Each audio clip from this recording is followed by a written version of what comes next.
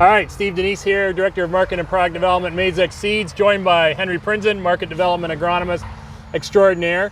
Henry, a lot of farmers in some of parts of the province, especially in the southwest part, really listened at the winter meetings, and there was a lot of soybeans that got planted really early this year. Yeah. So what are your thoughts on that as we look towards emergence? So, you know, as we're gonna get in here later to May, end of May, and we're really gonna look at the fields and how they're coming up, we got to keep in mind that they were planted early and they're off to the races early.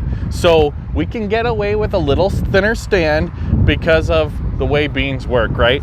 They might flower earlier. We're going to try to get that flowering before the summer solstice. That's why we're doing this. And we're going to shorten up the internodes so they're not going to know as much interplant competition, so they're going to branch. So a stand planted, you know, late April, early May at 100,000, that's pretty uniform, is probably going to cut it, right?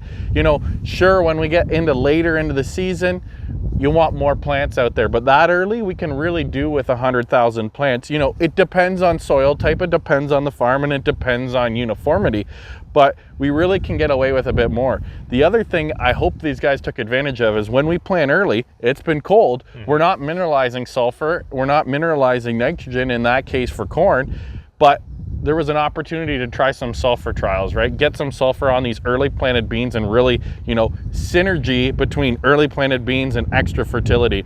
So we'll see how it goes.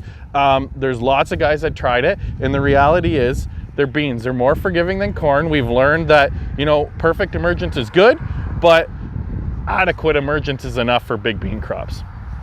Very good. So we'll keep an eye on it as we go through the year, and there'll be some key learnings as we look at 26. Very good. Thanks, Henry. That's our AgroMinute for today.